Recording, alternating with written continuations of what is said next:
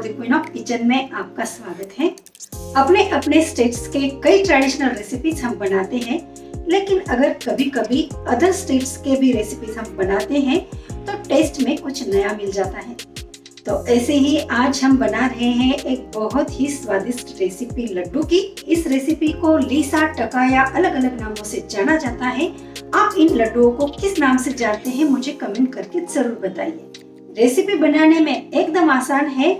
Test ऐसा है कि जैसे कि मोतीचूर के लड्डू खा रहे हो।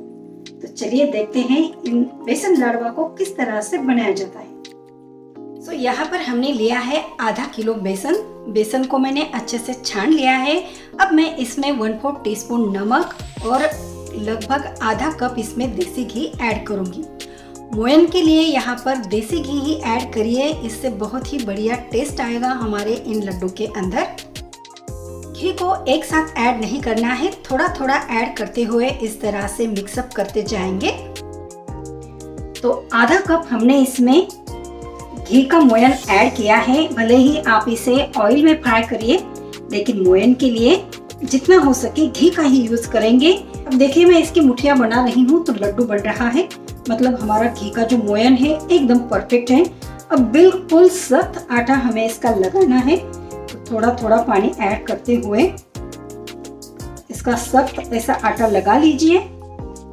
तो इस तरह से इसका सख्त आटा लगाएंगे और देन हमें इसकी बनानी है मुठिया, क्योंकि हम मुठिया बनाने के बाद ही इसके लड्डू बनाएंगे। अब जब तक हम मुठिया बना रहे हैं तब तक हमें ऑयल रखना है गर्म होने के लिए, ताकि हमारा जो टाइम है वो बच जाएगा।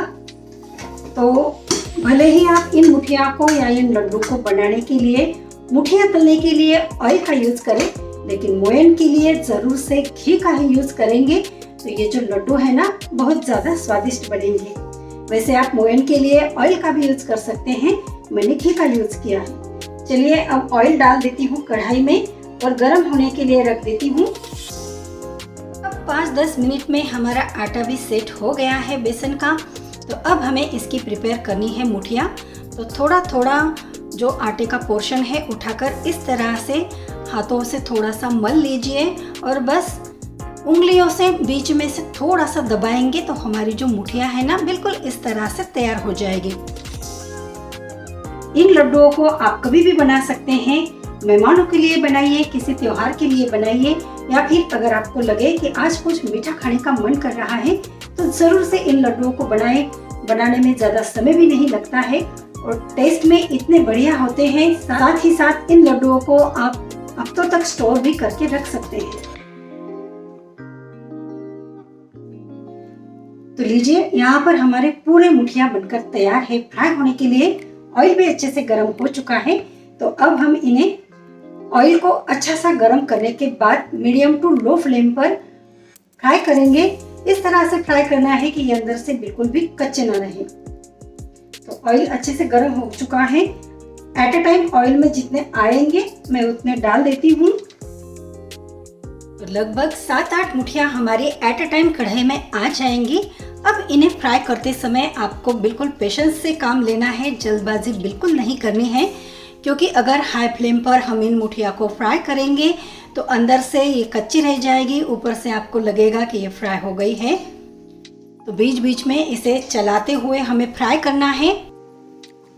इस तरह से बादामी कलर पर जब ये फ्राई हो जाएंगे तब हम इन्हें निकाल लेंगे। तो लो फ्लेम पर मैंने इसे बहुत ही बढ़िया सा फ्राई कर लिया है, अंदर से कच्चे भी नहीं है और कलर में ज्यादा डार्क भी नहीं हुए हैं। सभी मुठिया हमें निकाल लेने हैं। अब जो बचे हुए हैं उन्हें भी इसी तरह से फ्राई करना है। आधा किलो बेसन में लगभग हमारे 20 किलो मुठिया, 20 किलो नहीं बने तो आप लोग तो मुझे मार ही डालेंगे, 20 मुठिया बनकर तैयार हो जाते हैं। तो साइज फिर आपको ध्यान में आ ही गया होगा कि किस साइज में आपको इन्हें बनाने हैं कि जिससे आपके 19 से 20 मुठिया बनकर तैयार हो जाए। ज्यादा मोटे बनाएंगे तो फ्राई होने में ज्यादा समय लगेगा, अंदर से कच्चे भी रह सकते हैं।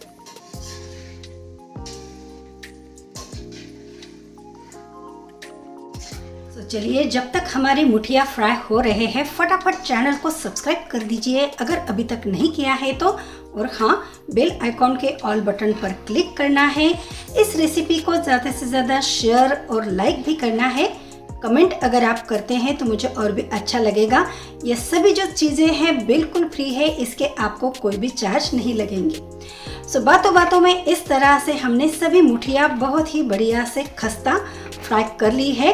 अब हल्का सा इसे ठंडा होने देंगे। पूरी तरह से मैं इसे ठंडा नहीं कर रही हूँ, थोड़े से गर्म रहते ही हमें इसे इस तरह से तोड़ना है।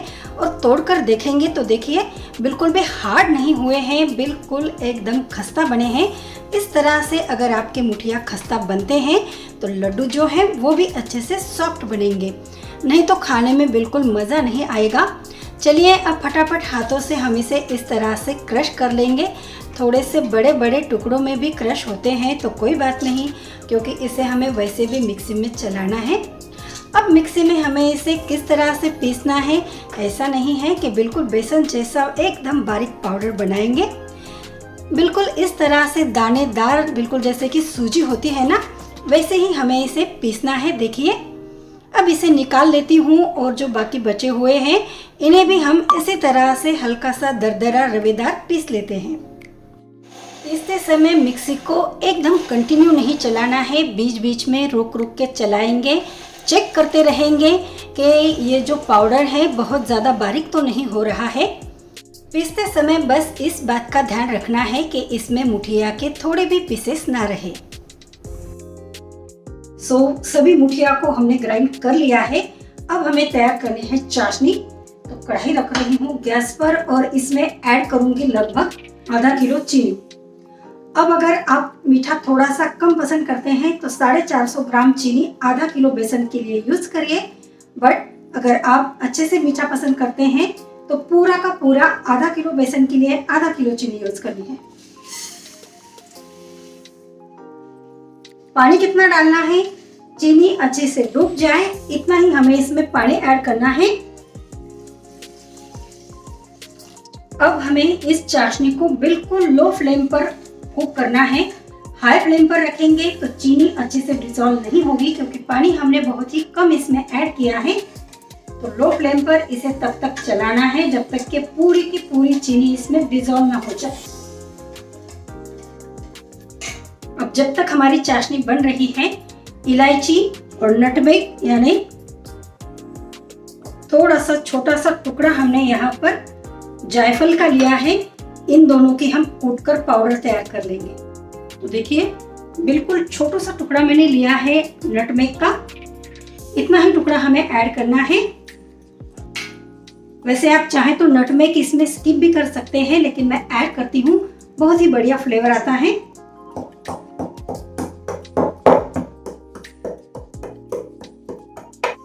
देखिए ऑलमोस्ट यहाँ पर हमारी चाशनी रेडी ही हो चुकी है, लेकिन इसकी कंसिस्टेंसी चेक करने से पहले मैं थोड़ा सा कलर इसमें डाल देती हूँ। इससे क्या होगा कि हमारे जो लड्डू है ना बिल्कुल वैसे ही बनेंगे जैसे कि स्वीट मार्ट वाले बनाते हैं मोतीचूर के लड्डू। चलिए राइट कंसिस्टेंसी में आने के लिए थोड़ी सी कसर इसमें बाकी है, तो लो फ्लेम पर इसे छोड़ देती हूँ। तब तक जो हमने मुठिया का पाउडर बनाकर रखा है और इलायची को कूट कर रखा है उसे मिक्सअप कर देते हैं। साथ ही साथ लड्डू खाते समय उसमें हल्का सा मज़ेदार क्रंच आए, इसके लिए मैं इसमें डाल दे रही हूँ ड्राई फ्रूट्स जैसे कि काजू बादाम पिस्ता। सभी चीज़ों को मिक्सअप करेंगे। चलिए अब चाशनी भी तैयार हो चुकी है। गैस बंद करके इसकी जो कंसिस्टेंसी है ये भी आपको दिखाती हूँ। थोड़ा सा सिरप उंगलियों में इस तरह से लेकर चेक करेंगे तो लंबा सा तार टूट रहा है, मतलब चाशनी हमारी बिल्कुल रेडी है।